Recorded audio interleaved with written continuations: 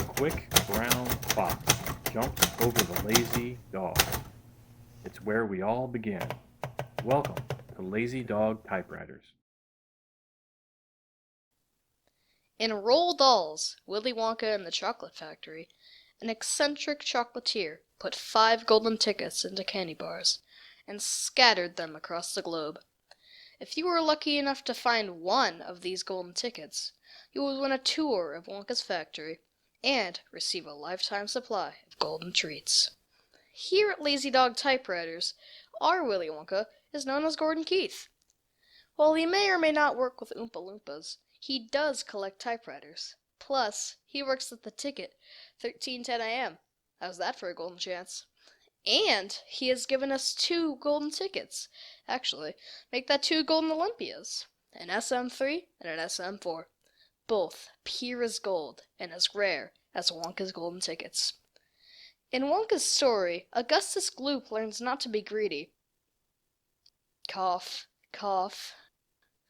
We will not be greedy, and instead we will share both of these amazing machines with you.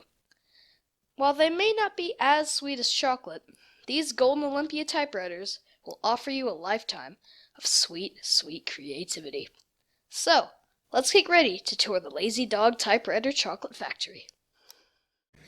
Howdy folks, and welcome to Lazy Dog Typewriters, or I should say Willy Wonka's Chocolate Factory, Chocolate Typewriters? I don't know. We'll figure it out.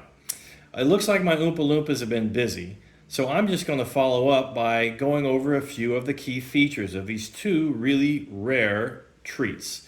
On the left we have an Olympia SM3 made in 1956, and it has a beautiful gold coloring with the extremely rare gold trim.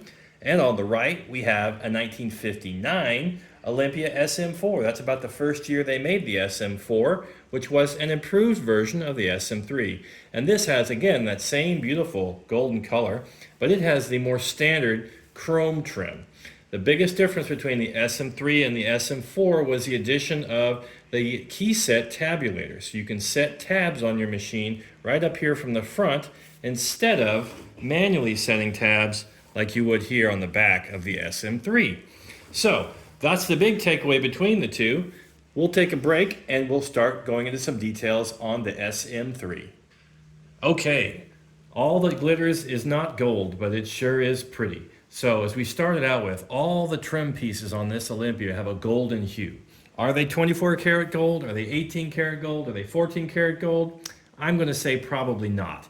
Or if they are, it's a thin coating. We don't know why these are gold. It could be that they were part of an award typewriter. Sometimes manufacturers would award their supreme sales offices with special rewards like this.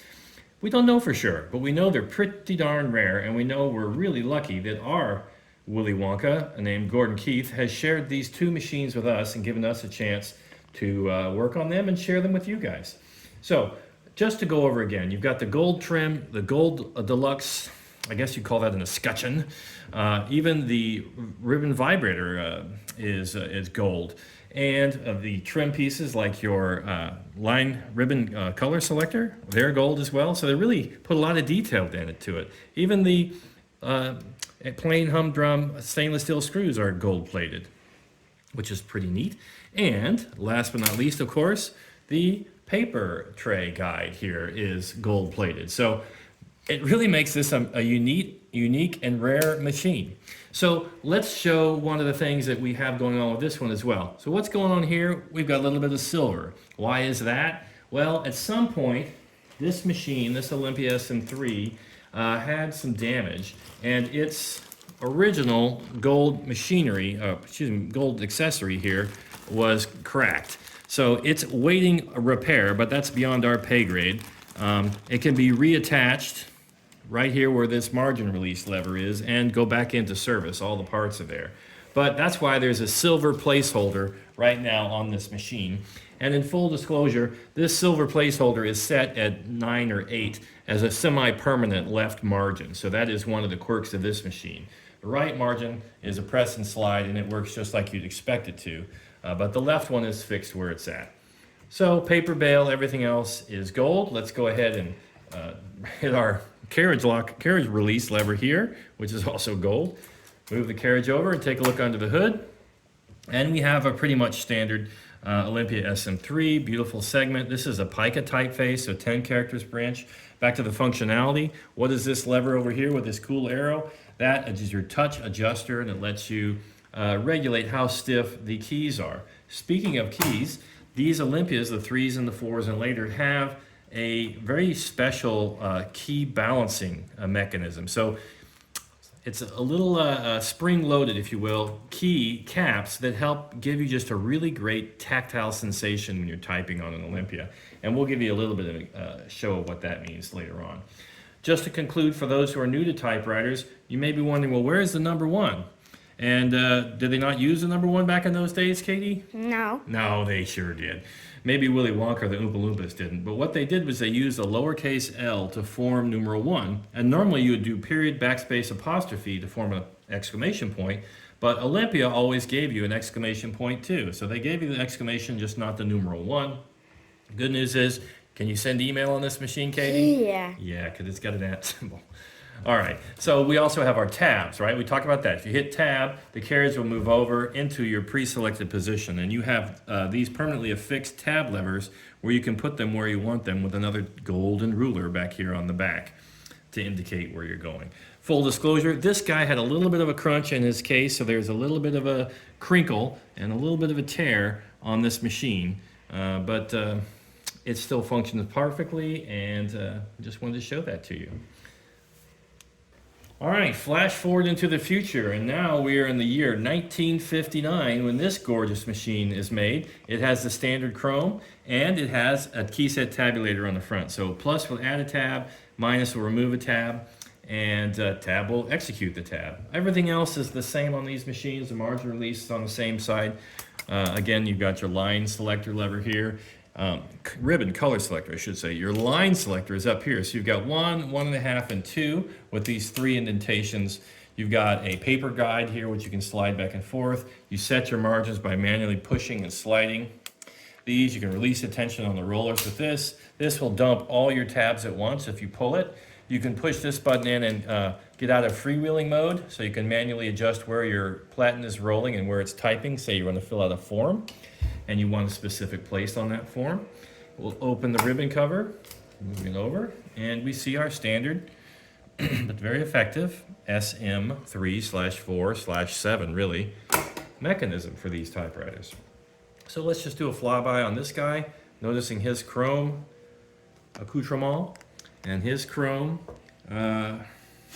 paper tray support. We're going to spend a little bit of time talking about this paper tray support, just for those who do repairs. This is the paper tray paper support, and this one initially had this terrible break in it. All right, it's just a pressed piece that fits on another piece in the back here, and its presses fits on like here. But it had, it had sheared off. So we went ahead and found a donor machine, which was an SM7, and we discovered to our amusement that these pieces were almost identical, with the exception that this little catch here is longer on the SM7. And so we replaced the SM3, SM4 paper tray catcher here inside the original SM3 sleeve and replaced the broken paper support. So that's inside baseball, but it's kind of the things you end up doing when you work on these typewriters, just to get them into tip-top shape. Okay, so what's all this stuff, this pile of goodies? This is not chocolate you'd want to eat from Willy Wonka's factory. These are rubber bushings that almost always go bad or fail on Olympias. And that is because they just weren't intended to last 50 years, and rubber squishes, for lack of a better word. So what we have done is we have taken the bushings from under here, here, here, and here, and replace them below and above the frame. Because if you don't, what happens is, and we'll move the old ones out of the way, you get these telltale scrape marks on your Olympias. Almost all Olympias that haven't been serviced will drag the carriage. You'll hear this. And sadly, it's almost impossible to stop those drag lines from showing up, because it just takes one unlucky person moving it across. So yours probably already has them too. that you're extremely lucky. So not a big thing, but it's the first thing you fix on an Olympia is to replace these rubber bushings with some new ones so the carriage doesn't drag. And we did that, as I said, for both of these machines, always in your favorite locations onto the spacers that hold the frame to the machine. Okay, we're going to get ready in just a second to give you a quick overview of the typing action. We're probably only going to show the one because it is identical between the two. And we hope that you enjoy it. All right, so we add paper by rolling it in. Should we need to adjust the corners or make it square, which we don't, you just release the pressure on the tension lever and square up the corners, you'll be ready to go.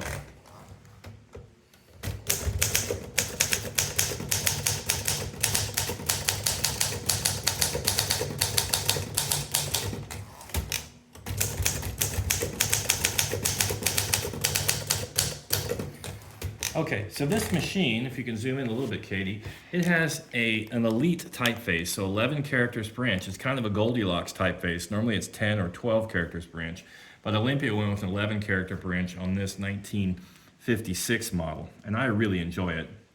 I don't know what to say about the Olympia's typing touch other than it's rugged, it's firm, but it's very responsive. It kind of is the benchmark against which many other machines are measured, so really can't go wrong with that at all. And it's just a wonderful machine to type on. Nice lovely bell on this machine. It's just a great machine. Let's go ahead and take a pause, Katie. Okay, you're not looking at the same machine, you can tell because there's silver instead of gold, but this is the SM4 1959.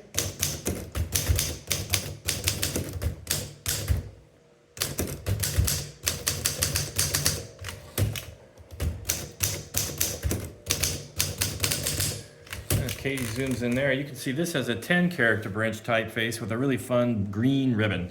I like experimenting with different colors rather than just black and red. So we have a green one and a black and green one in its twin. All in all, these machines really are as rare as hen's teeth, or maybe as rare as Willy Wonka's golden tickets. I think there were 5 golden tickets in the world. I think there must not be that many more of these golden Olympias. They are really rare and hard to find, and we're so lucky to have our own Willy Wonka in the form of Gordon Keith sharing these with us so we can share them with you. It's part of the wonderfulness of being in the typewriter community, and we hope you've enjoyed this chance to star in our movie of Willy Wonka and the Chocolate Factory. Have a great day. Please like, subscribe, and share. Oompa Loompa Doompa-dee-dee.